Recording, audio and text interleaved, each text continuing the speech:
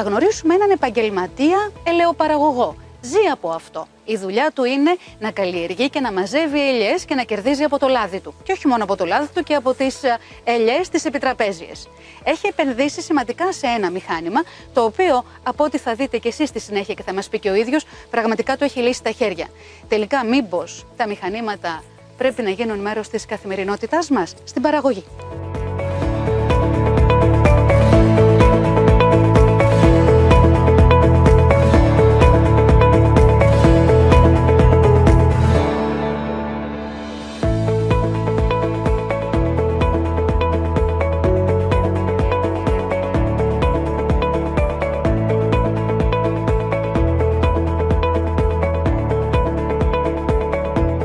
Είχα να επιλέξω ανάμεσα από 4-5 διαφορετικά στην αγορά, ελληνικά και εισαγωγής.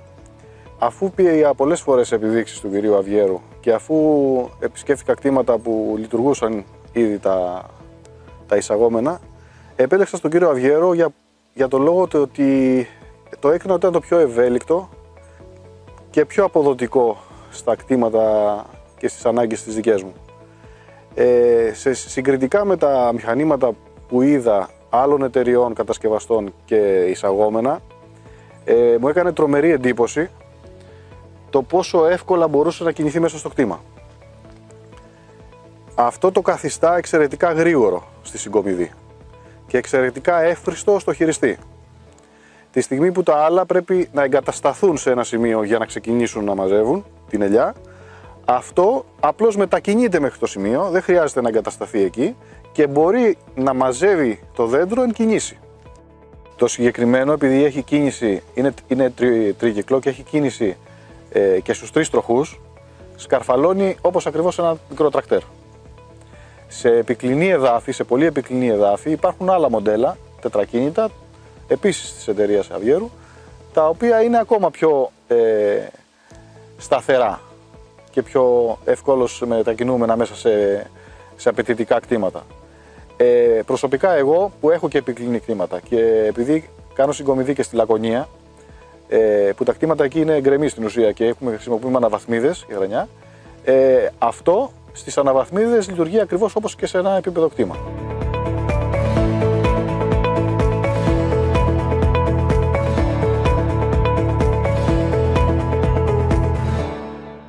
Είναι η τελειότητα. Ότι δεν το είχαμε σκεφτεί ποτέ ότι μπορούσε να γίνει αυτό το πράγμα. Όμως είναι αλήθεια. Παραλάβαμε τον πατέρα μας μια αλφα περιουσία με τον αδερφό μου, μεγαλώσαμε, τώρα θα την περάσουμε στα παιδιά μας. Κάνουμε αυτές τις κινήσεις για να είναι τα παιδιά μας πιο εύκολα, γιατί δεν είναι αγρότες, δεν θα μείνουν αγρότες. Οπότε τους δίνουμε ένα έμβασμα να μείνουν στην περιουσία, να μην τη χαλάσουν.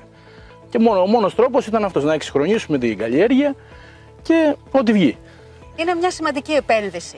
Αρκετά. Κάνει απόσβεση. Στα 2 χρόνια σε εμάς. Από πού προκύπτει αυτή η απόσβεση? Από τα εργατικά.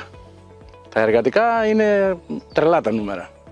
Εμείς την περσινή χρονιά που ήταν η χρονιά τους και η φετινή που δεν είναι η χρονιά τους, παρόλα αυτά φέτος θα κάνουμε απόσβεση σε αυτό το μηχάνημα.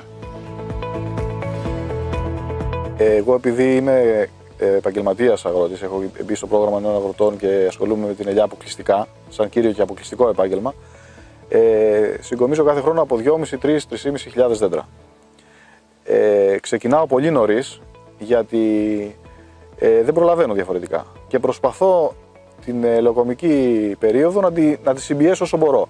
Θυμάμαι παλιότερα με τις παλιές τεχνολογίες και όταν η δουλειά ήταν κατά 90% χειρονακτική, μας έπαιρνε και Ιανουάριος και Φεβρουάριος και Μάρτιος. Τώρα λόγω της κλιματικής αλλαγής δεν έχουμε αυτή την πολυτέλεια. Πρέπει η συγκομιδή να τελειώνει γρήγορα, αν είναι δυνατόν και πριν τα Χριστούγεννα και πριν την Πρωτοχρονιά. Που σημαίνει ότι πρέπει να τρέξουμε, δηλαδή να τρέξουμε στην κυριολεξία, να τρέξουμε και μεταφορικά όσον αφορά την τεχνολογία και τις νέες όλες αυτές ανακαλύψεις. Τι άλλο γλιτώνετε χρησιμοποιώντας ένα μηχάνημα όπως είναι αυτό και το συγκεκριμένο στην προκειμένη περίπτωση? Πρώτα το εργατικό προσωπικό. Δεν το συζητάμε. Όποτε θες πας για δουλειά, όποτε θες φεύγεις, δεν αγχώνεσαι αν θα έρθουν οι εργάτες, δεν θα έρθουν οι εργάτες. Το σοβαρότερο από όλα αυτά. Τα δέντρα, υπάρχει μεγάλη διαφορά από τότε από πέρσι που ξεκινήσαμε να δουλεύουμε αυτό το μηχάνημα.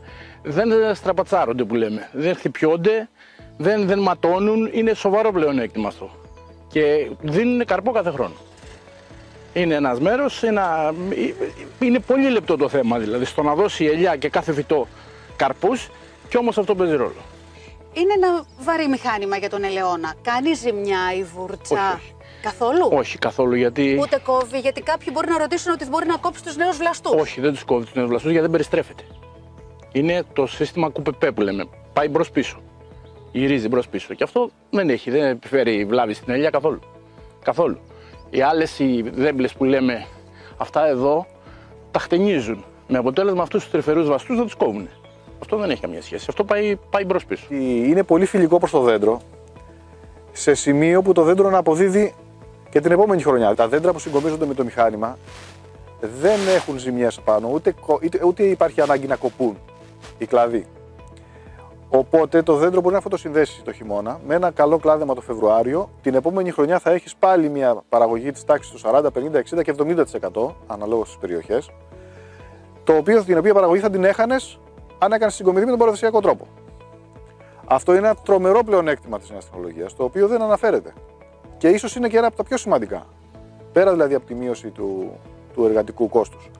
Ένα άλλο επίσης εξής σημαντικό είναι ότι μπορεί μεν τα 4-5 άτομα, 6 να γίναν 2-3, αλλά τα 2-3 άτομα συγκομίζουν με πολύ πιο ανθρώπινες συνθήκες.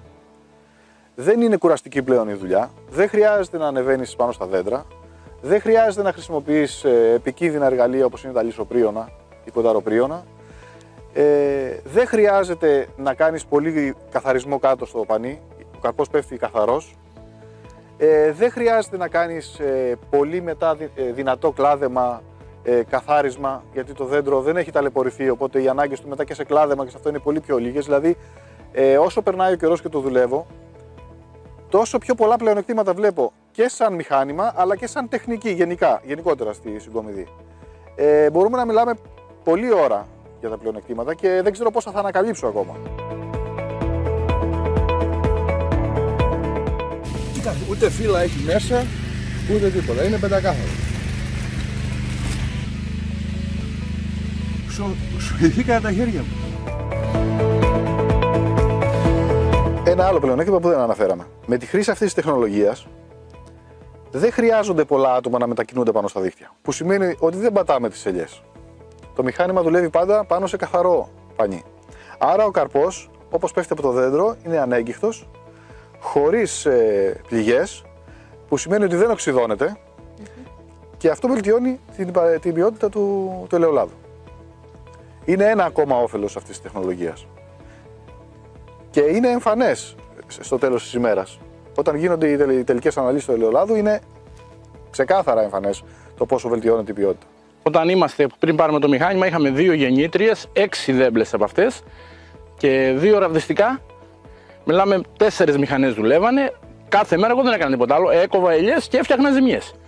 Πολλές ζημιές. Δεν το συζητάμε γιατί οι εργάτες είναι άσχετοι. Και βάνουν να πάνε και περιμένουν. Λοιπόν, με αποτέλεσμα να εξοικονομούμε με χαρτί και με μολύβι. Δηλαδή πέρσι πολλά λεφτά βάλαμε στην τσέπη μας. Πολλά λεφτά από αυτό το πράγμα. Ένα άλλος λόγος που γίνεται η απόσβεση του μηχανήματος, όχι άμεσα αλλά έμεσα, είναι η αύξηση της παραγωγής που παρατηρείς στους ελαιώνες σου λόγω του ότι δεν ταλαιπωρούνται τα δέντρα όπως με τον παραδοσιακό τρόπο συγκομιδής. Οπότε η απόσβεση μπορεί να την υπολογίσεις με διαφορετικούς τρόπους. Εγώ όταν δούλευα με ένα συνεργείο 5 ατόμων και έκανα το κλάδεμα και τη συγκομιδή παραδοσιακά, μαζεύαμε γύρω να το πω σε τσουβάλια που είναι πιο εύκολος κατανοητό, μαζεύαμε γύρω στα 25-30 τσουβάλια, 35. Να το πω πάλι σε τσουβάλια. Τώρα με το 1 ή 2 άτομα έχω φτάσει να μαζέψω και 40 και 50 τσουβάλια. Δηλαδή με λιγότερα άτομα περισσότερο καρπό. Πολύ πιο εύκολα. Πολύ πιο ξεκούραστα.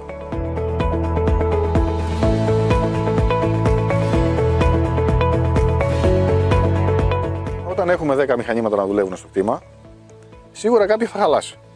Μου έχει τύχει στις 10, μου έχει τύχει να έχω 2-3 λισοπρίωνα το πρωί που ξεκινάω στο φορτηγάκι μου, να έχω 3-4 χτένες, να έχω 2 συλλεκτικά και 10 η ώρα να μην δουλεύει τίποτα. Οπότε, άμα με βλέπατε εμένα πριν 3 χρόνια, εδώ είχα πολύμετρα, κατσαβίδια, ανταλλακτικά, ήμουν ένα κινητό συνεργείο. και έπρεπε να πηδάω από το δέντρο κάθε 3 και λίγο και να τρέχω στο κάθε μηχάνημα και να κάνω την επισκευή. Αυτό τουλάχιστον είναι αξιόπιστο και αν χαλάσει κάτι στο μηχάνημα είναι ένα πράγμα το οποίο θα πάω να το φτιάξω. Όσον αφορά στο περιβαλλοντικό του αποτύπωμα. Άλλο να δουλεύουν 4 μηχανές, άλλο να δουλεύει μία. 4 μηχανές, τι εννοείτε? 2 γεννήτριες και 2 ραβδιστικά, 4 κινητήρες. Εδώ δουλεύει ένας. Δεν σε πιέζει ο χρόνος, καταρχήν. Και αυτό έχει, όσο να είναι, έχει και αποτέλεσμα στις ελιές. Αν δεν βιάζεσαι, αν δεν τις χτυπάς όπως θέλεις. Μεγάλο θέμα. Η κατανάλωσή του είναι 1,2 λίτρα βενζίνα την ώρα. Γύρω στα 25 ευρώ βενζίνα την ημέρα. Τη στιγμή που δουλεύοντας με τον προηγούμενο τρόπο, με τα ραβδιστήρια και με τα συλλεκτικά, ήθελα 30 με 40 ευρώ την ημέρα. Πολύ περισσότερα καύσιμα. Πρώτα γλιτώνεις κόπο, δηλαδή ενώ λέγαμε ξεκινάει η περίοδος συγκομιδής, τώρα μου φαίνεται σαν να παίζω ένα ηλεκτρονικό παιχνίδι, οπότε ο κόπος και το πόσο ευχάριστη έγινε η δουλειά είναι για μένα το πιο σημαντικό. Το δεύτερο είναι το οικονομικό όφελος, λόγω της ανάγκης για λιγότερα χέρια και μικρότερα έξοδα. Το τρίτο είναι η μείωση του άγχους, γιατί μαζεύεις σχετικά πιο γρήγορα και επειδή είναι ένα επάγγελμα το οποίο έχει πολλούς αστάθμιτους παράγοντες όπως το καιρός, όπως τις σημαντικές συνθήκες, σου μειώνεται κάπως το άγχος και το αν θα βρεις εργατικά χέρια. Και μετά είναι και η ποιότητα του ελαιολάδου και του καρπού.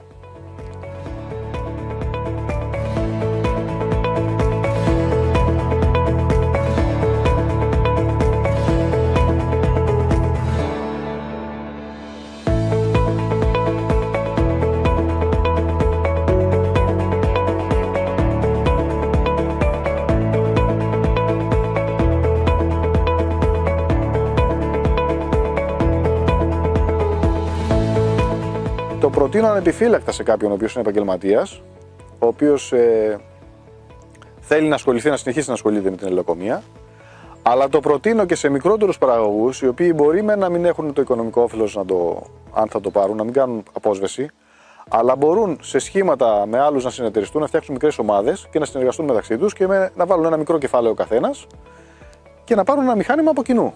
Εδώ δεν χρειάζεται να έχεις καμία γνώση. Εδώ χρειάζεται μόνο να πλώσεις κάτω το δίχτυ και να εξοικειωθείς μέσα σε 2-3 μέρες το έχεις πετύχει, άντε μία εβδομάδα, το πολύ για τους πιο δύσκολους, με το μηχάνημα.